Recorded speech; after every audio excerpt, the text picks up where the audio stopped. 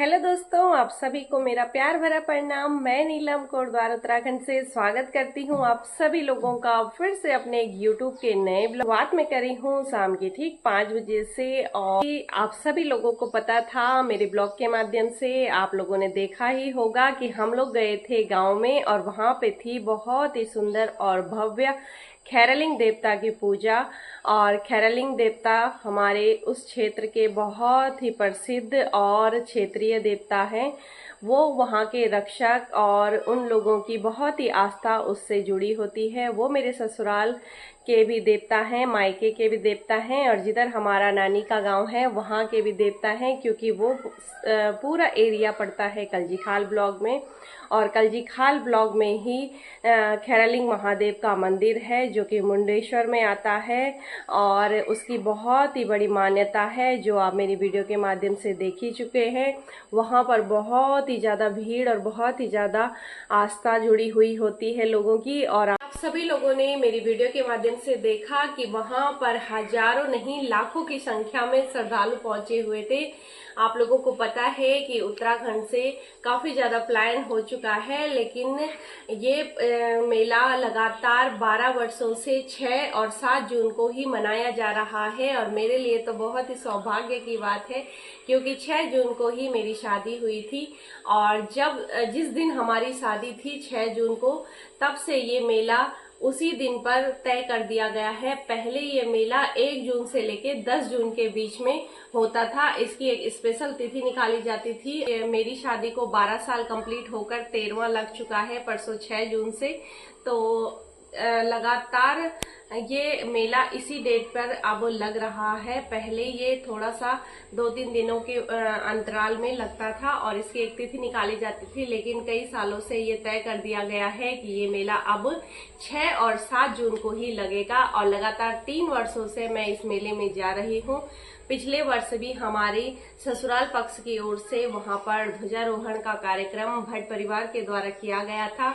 और इस साल हमारे मामा जी लोगों द्वारा और हमारी नंद के द्वारा ये संपूर्ण कार्यक्रम कराया गया था। और इसकी व्यवस्था की गई थी मामा जी लोगों द्वारा, क्योंकि मामा जी लोगों के यहाँ पर ही सभी कार्यक्रम हुए थे और सभी रिश्तेदार इकट्ठा हुए थे। ननद लोग तो देहरादून में रहते हैं, लेकिन उनके द्वारा ये आयोजन हुआ था। और इस कार्य को करने में सबसे बड़ा हाथ हमारे मामा जी लोगों का है। तो बहुत ही अच्छा और शांतिपूर्ण ढंग से हमारा ये कार्यक्रम रहा। और इस कार्यक्रम को निपटाने के बाद सभी रिश्तेदार अपने अपने घरों की ओर कल निकल चुके हैं। कुछ लोग आज गए होंगे और आधे से ज्यादा लोग हमारे साथ कल ही आ गए थे। तो जैसा कि आप लोगों को पता था कि हम लोग भी गए हुए थे परिवार के साथ इस मेले में। तो हम लोग पहुंच चुके हैं घर पर और यहाँ आकर देखा तो बहुत ही ज्यादा गर्मी है। और गर्मी के साथ साथ घर पर सारे काम, वैसे मैं जब गई थी तो घर के पूरे काम करके घर को अच्छी तरह से लॉक करके गई थी, क्योंकि मुझे पता था कि आजकल तूफान वगैरह चल रहा है और धूल मिट्टी काफी ज्यादा भर जाती है। तो धूल मिट्टी तो उतनी ज्यादा नहीं दिखी मुझे। और सुबह जब हम गए थे 2 तारीख को, तो पूरा क्लीन करके अच्छे से गए थे, क्योंकि जब कुछ काम छोड़ के जाओ और वहां से थके हारे आओ तो काफी ज्यादा दिक्कत होती है इस कार्य को करने में। तो ये सब कुछ तो थी अपनी बातें। और आज क्या क्या हुआ, कैसा कैसा आज का दिन रहा, वो मैं आपको दिखाती हूँ। हम लोग लेकर के गए थे 3 बैग, एक जने के कम से कम 7 से 8 जोड़ा कपड़े हम लेकर के गए थे, क्योंकि वहां पर दिन रात फंक्शन चल रहे थे, कीर्तन भजन चल रहे थे, मेहमान लोग आ रहे थे और भी प्रोग्राम वहां पर रखे गए थे। तो भाई कपड़े तो बनते ही हैं और गांव का मौसम है और बारिश भी काफी ज्यादा थी, तो हम लोग खूब सारे गर्म कपड़े भी ले गए थे। लेकिन मौका ही नहीं लगा उन्हें पहनने का, क्योंकि इतनी ज्यादा ठंड इस बार वहां पर नहीं थी। और बहुत सारे लोग जब घर के अंदर थे तो कहते हैं ना कि जब जहां पर बहुत सारे लोग इकट्ठा होते हैं तो गर्मी लगती है, सर्दी का तो एहसास भी नहीं हुआ। लेकिन बच्चों को थोड़ा थोड़ा मैंने पहनाया था। और उसके बाद आज मैंने पूरे बैग अच्छे से क्लीन किए, एक भी कपड़ा नहीं छोड़ा। सारे जूते चप्पल बैग वगैरह जो भी लेकर के गए थे, अच्छे से उन्हें क्लीन किया और दिन में सारा घर का काम करने के बाद थोड़ा सा रेस्ट किया और कपड़ों का ढेर जो कि धुलकर आ चुका है और अभी फोल्ड वगैरह नहीं हुआ है, तो मैंने सोचा कि थोड़ा सा ब्लॉग के माध्यम से बताया जाए कि जब इंसान कहीं जाता है तो घर पे आके क्या कंडीशन होती है। तो मैं आपको दिखाती हूँ इतने सारे कपड़े कुछ, तो आप देख सकते हैं सुबह मैंने 4 से 5 बार मशीन में कपड़े डाले और कुछ इस तरह से इतने सारे कपड़े, क्योंकि मुझे ऐसा लगता है कि मैंने वहां पर बिल्कुल भी कपड़े नहीं धोए, बस हल्के फुल्के अपने धो रहे थे और जो धुले हुए थे उन्हें मैंने दोबारा धो दिया और अच्छे से बैगों को भी क्लीन कर दिया है। और ये टॉवल वगैरह भी हम लेकर के गए थे और कुछ इतने सारे कपड़े भाई,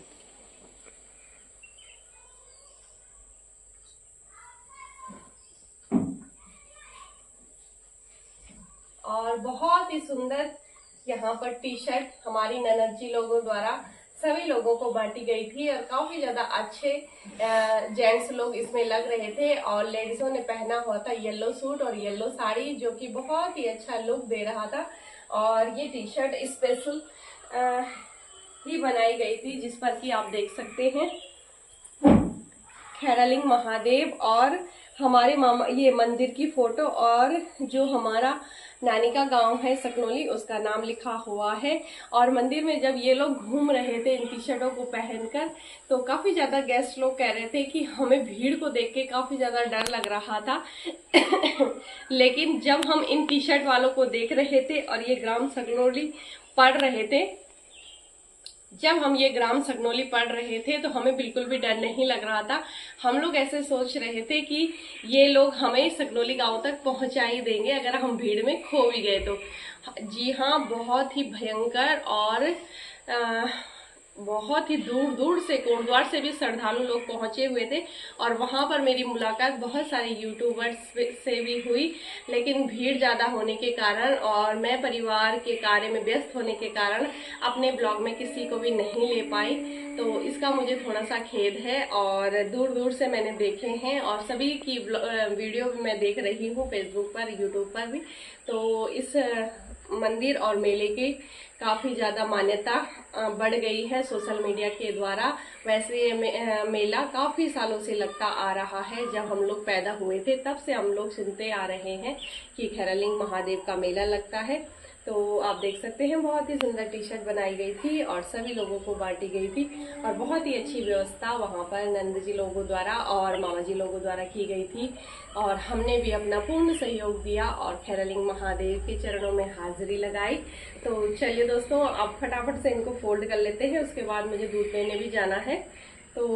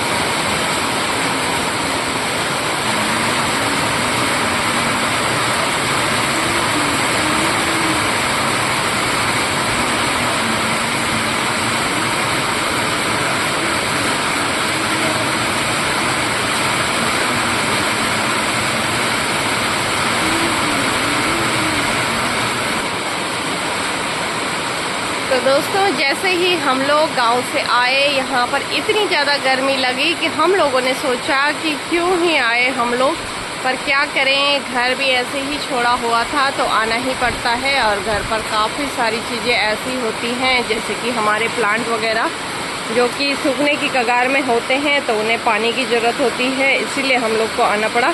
लेकिन भगवान जी ने हमारी सुन ली और एक दिन की गर्मी के बाद अब हमें मिल चुकी है राहत, क्योंकि आज सुबह 9 बजे ही यहाँ पर झमाझम बारिश हो गई है। तो आप देख सकते हैं आज सुबह सुबह का नज़ारा कोटद्वार का, और बहुत ही ठंडी ठंडी हवाओं के साथ बहुत ही मोटी बारिश लगभग 10 मिनट तक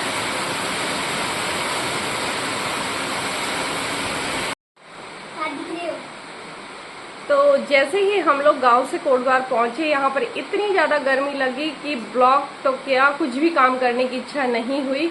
जैसे तैसे मैंने सारे कपड़े धोए, घर को अच्छे से क्लीन किया और उसके बाद तो मुझे ऐसा लगा कि बस क्या ही करें। 2 बार हम लोग नहाए फिर भी राहत नहीं मिली। होता है जब हम लोग ठंडी जगह से गर्म जगह में आते हैं तो 1-2 दिनों तक माहौल बहुत ही अजीब सा रहता है। जब हम लोग गांव से पहाड़ की ओर जाते हैं तो वहां पर तो आधे रास्ते से ही हमें इतना सुकून महसूस होता है, क्योंकि गर्मी तो भाई किसी को भी बर्दाश्त नहीं होती, और खासकर कोटद्वार की गर्मी। तो एक दिन तो हमें निकालना बड़ा ही मुश्किल हो गया था और नींद भी नहीं आई, रात को भी नहीं। दिन में तो हम लोग सो गए थे क्योंकि थके हुए भी थे, और रास्ते में हमने उल्टी वगैरह की दवाइयाँ भी खाई हुई थी, तो उस दिन तो हम सो गए। लेकिन रात को बिल्कुल भी नींद नहीं आई और बिल्कुल भी खाना खाने की इच्छा नहीं हुई भाई।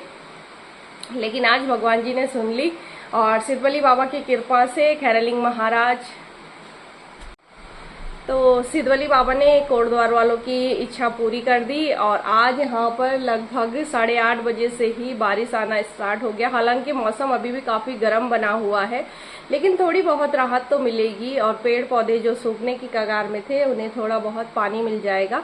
तो ऐसा होता है कि हम लोग पाइप वगैरह से पानी डालते हैं तो इतना ज़्यादा ज़मीन गीली नहीं हो पाती है, क्योंकि हम लोग फटाफट से डालते हैं और इतना पानी हो भी नहीं पाता है। लेकिन बारिश का पानी ऐसा होता है कि सब जगह अच्छे से चला जाता है और थोड़ी बहुत राहत मिल जाती है। तो देखते हैं, अभी बारिश लगी हुई है और कब तक ये बारिश रहती है। तो कल मैं ब्लॉग को कंटिन्यू नहीं कर पाई क्योंकि गर्मी काफ़ी ज़्यादा थी, और काम भी मैंने आपको बताया क्योंकि 6-7 दिनों से घर छोड़ा हुआ था, तो सफाई वगैरह भी ज़्यादा थी। और अभी मैंने आटा मल दिया है और सब्जी बन गई है। झाड़ू लगा रही थी तब तक मोटी बारिश आ गई और पौधों को पानी ही दे रही थी, तो पाइप मैंने वैसे ही खेत में ही छोड़ दिया और मैं आ गई घर की ओर। क्योंकि बारिश आई तो दिल को बहुत ही ज़्यादा सुकून मिल गया। रसिन कह रहा था मैं बारिश में नहा रहा हूँ, पावनी अभी सोई हुई है, तो मैंने कहा नहा लो।